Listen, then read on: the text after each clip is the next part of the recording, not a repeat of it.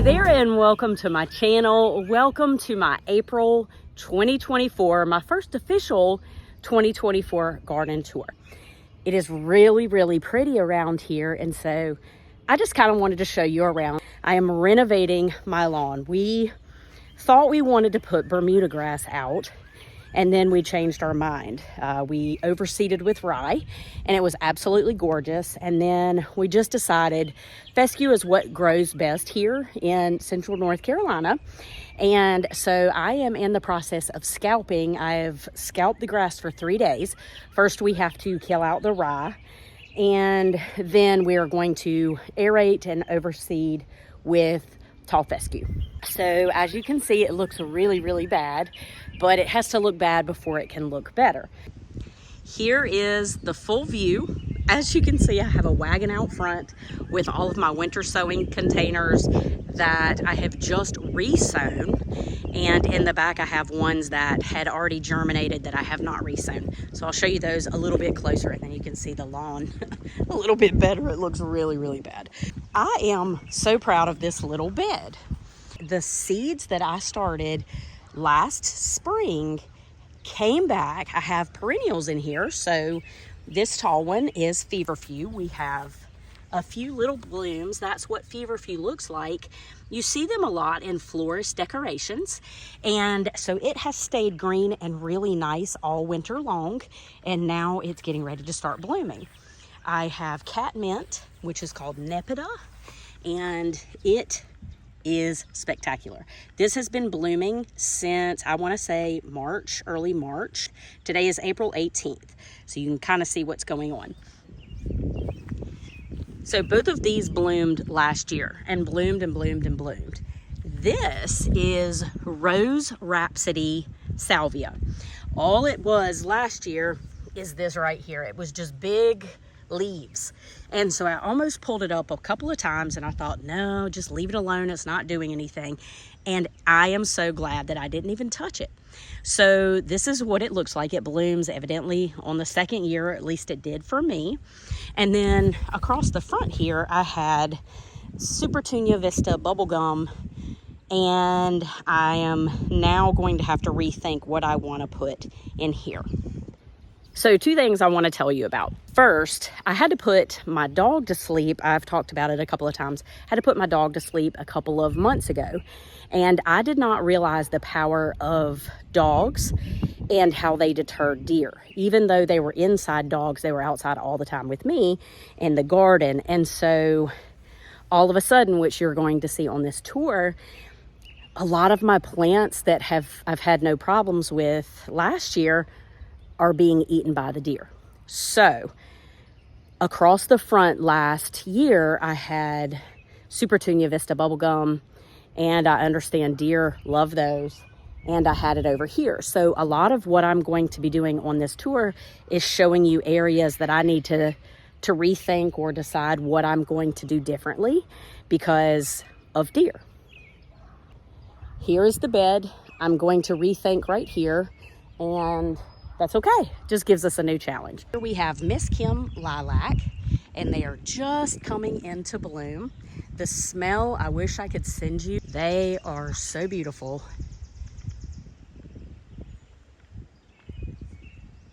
They start out in this deep purple bloom, and then when they're almost finished blooming, they look almost white.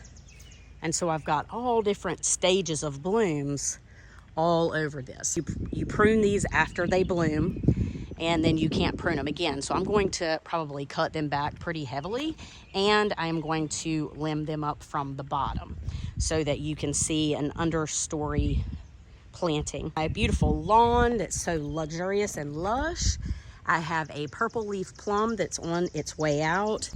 Over here we have an apple tree, and they're a mix between Red Delicious and maybe a Gala apple. And this huge tree gets rust. So what's going to happen? They get their flush of leaves in the spring, does really well, puts on fruit, and then all of the leaves fall off. You start to see the rust form. All of the leaves fall off, and then come October, leaves come back on, and it's almost like it's too late. So this is a cycle that we have, but the tree is healthy otherwise, and it's so big. I'm gonna go out here. It's so big that it would be impossible to spray. So we could do something in the roots, but for now I think we just leave it because it's not doing anything. If any of you have any ideas, let me know. That would be great. Over here, this bed is getting ready to be spectacular. I have daffodils down here that for 2 years now have not bloomed. I am going to go ahead and pull them out. Once they are done, I'm going to pull them out and put them down in my garden.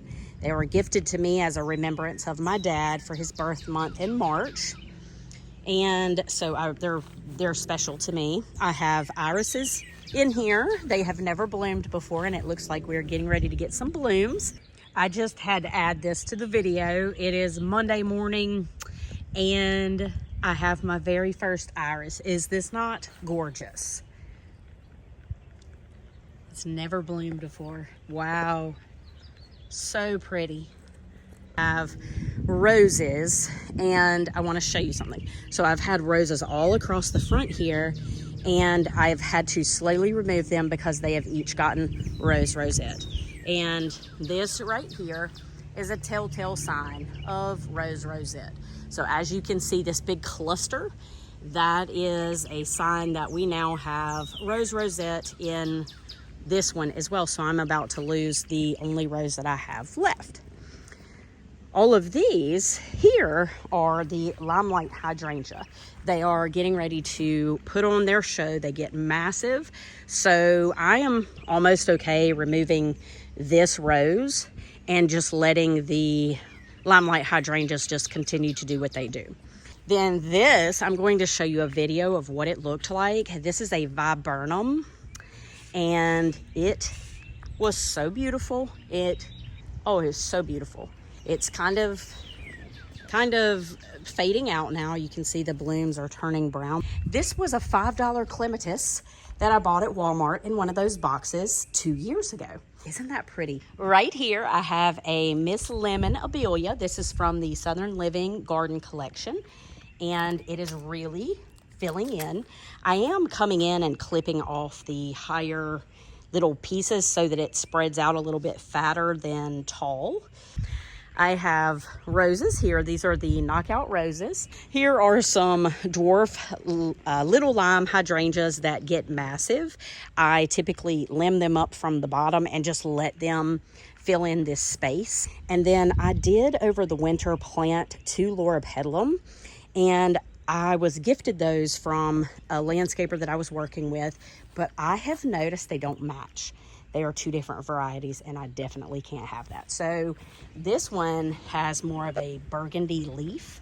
This one has more of a red leaf. And then behind it, I have an encore azalea that is blooming and doing great. This is bloom number 1 of 3. I have a Mother's Day gift that I was gifted last year from my daughter, Sarah Kate. She gave me this climbing rose from Witherspoon. It's the Eden climbing rose, but it is doing so well. Coreopsis that has come back, gorgeous, looking so pretty. And then a daisy. This is a Shasta daisy that I grew from seed last year and has just done beautifully. So I'm going to plant a lot of those this year. Another knockout rose that I think is so pretty. And this bed is filling in very, very nicely. On here to the front door. This, ladies and gentlemen, is Cousin It. It is beautiful, it is lovely, and it is a pain in the keister. Okay, so I had the brilliant idea that I wanted to get rid of the container. So this is called an espalier. I say it with a southern accent. A lot of people say it differently. This is Carolina jasmine, and it is, as you can see, it grows super well. I do have to climb a ladder to get it back in control, but when I do, oh, it's so beautiful. I got up on a ladder and I scrubbed behind each diamond, and so in doing that, I pulled some of them off the wall. So they are crooked and wonky, and I need to get up and do some maintenance on this. So I will put together a video of my maintenance on this lovely craziness. Here we have the bed that I renovated last year.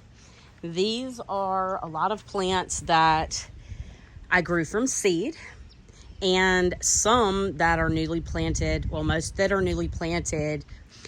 This is Anthony Water Spirea. It has gorgeous hot pink fuchsia blooms that are getting ready to come out. Again, I have Coreopsis, and this is a Supertunia Vista bubblegum that didn't die back, and I'm really wishing I wouldn't have pulled the rest out. Nepeta Catmint grew this from seed last year, and look at it. Isn't it spectacular? This is a perennial, obviously, and has bloomed since March. Gorgeous. Against that orange, these two colors, I'm in love. Hydrangeas that every single year I threaten to pull out. They don't bloom. They are just big blobs, but they've been here a long time, and I just kind of hold out hope. This is coneflower, and then I have black-eyed Susan back in the back, and then some weeds sprinkled in as well. This did not bloom last year. It was just really nice leaves, so I don't remember which one I planted here. So this is getting ready to be the biggest surprise. As you can see, it's covered in blooms. I just don't know what color it's going to be, so that is exciting. And then I do have black-eyed Susans that reseeded themselves. So this is anise hyssop, and it was absolutely gorgeous last year, and then it has spread all throughout this bed, which is fine with me. I absolutely love it, so I'm happy to have it growing. I am going to move some of those, and then I am going to dig up some of the black-eyed Susans because like they're under there, and that's not going to work very well. Again, I have an Encore azalea here and another Miss Lemon abelia here and here. So the hyssop obviously overshadows the abelia. Kind of placed that before I ever planted anything, so that's okay. Have knockout roses across the back with a little bit of anise hyssop growing in, and then an Encore azalea. So this is the beginning of where I noticed deer were inhaling my plant material. And I sprayed it with liquid fence, and it seems to have deterred them for now. Literally, this had nothing on it. It was sticks. So the bright green growth you see, that's the new growth that has come back. And then I do have a scabiosa. This is one that I bought at the store. It's doing okay. I believe the deer were eating this as well, so I sprayed it. And then this is Leading Lady Monarda from Proven Winners. I bought last year. I had two of them. One did not make it, one came back. So this is a bed that I renovated here on the side. We have our Southern Living plant collection right here. My gardenias, August Beauty gardenias. I'm going to take a time out and let you know that you are going to hear tractors and hopefully not trees falling, but you may see trees falling. They are cutting a greenway trail across the back of my house, and it is going to be paved and very nice once they're finished with it, but in the process they're ripping out trees, and he said they're almost finished. They'll be done by tomorrow, hopefully, which I hope, because listening to the trees fall is...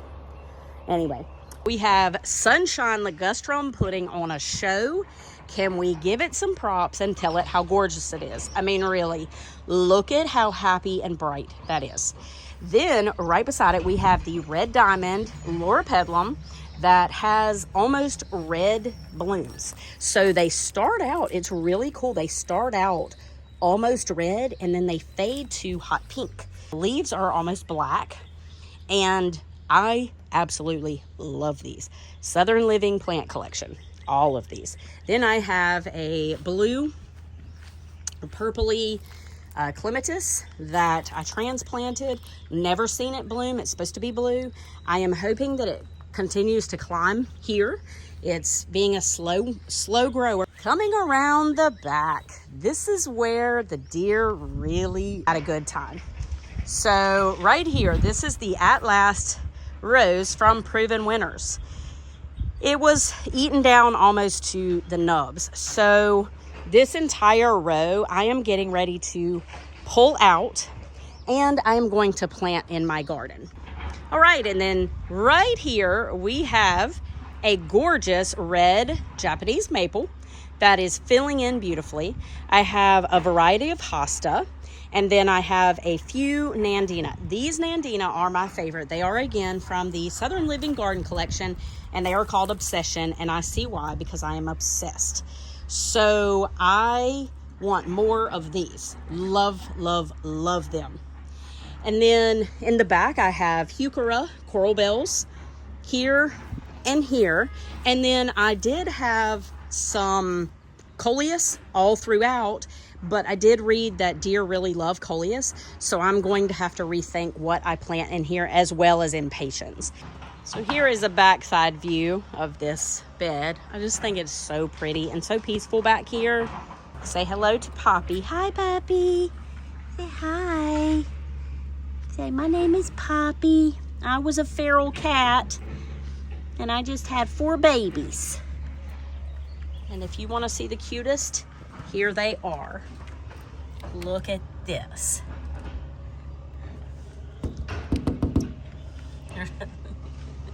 That's 2 of them. That's her babies. There's one. Say hello. Oh, and there's the other. Aren't they precious? Literally, this is what I've been doing with my life, saving feral cats, and I am so in love with them, and now we have to give them away, and I have no idea. So side note, I don't know if any of you remember last year, about this time, Barry, we found a tiny little kitten. Well, my daughter's dog, Marley, found Barry, and we saved Barry, did not want any more animals, and ended up falling in love with Barry. Barry became a house cat, and he just celebrated his first birthday. I will show you Barry in just a minute. He is a massive, very fat cat. I've never had cats. I didn't know cats could get fat by eating too much food. Our dogs, you leave the food bowls around, and they would just eat when they were hungry. I didn't know cats were not like that. So Barry is now 17 pounds. So we got a problem. We got such a fat cat. He is so fat. So he needs to go on a diet. Anyway, all of a sudden, here comes another cat by the name of Winston, Barry's brother. It was 2 months later, under our shed, right back there. Along with Winston comes Poppy. Poppy was mean. She would slap Winston. It was horrible. And so I kind of was just like, I'm going to feed y'all, but you're not nice, so go on somewhere. Winston ended up becoming Finley's cat. Winston slowly moved himself into our house. So then we went from having no cats to 2 cats. Okay? Winter came, and Poppy is very, very, very pregnant. And the vet made the mistake of telling me that coyotes love to eat cats, and that if she has her kittens in the woods, they won't survive. So I start luring her into the garage, trying to get her to love me. And now she not only lives inside with us, she's inside outside, but we had her 4 kittens.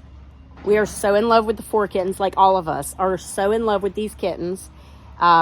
She is in the process of weaning them so we can go get her fixed. But that's the story of how we have Poppy, Winston, Barry, and these 4 little kitties. Because this tour is already so long, I'm going to make a part 2 and show you everything that I have in my garden and the plans that I have. So be on the lookout for the next part 2 of my 2024 April garden tour. That completes our tour. I hope that you had an enjoyable time. Go around and video your plant beds, even if you don't put it on YouTube. for the world to see. You just put it on for yourself to remember where you started. But anyway, I want to thank you so much for taking time to watch this video and walk around with me on my garden tour. I hope it was enjoyable for you. Thank you so much for watching. I hope you have the best day ever, and go out, get your hands dirty, plan your garden, take a tour, take some assessments, start hardening off your seedlings if you're in a zone where you can plant out soon. And I will see you in another video soon. Take care.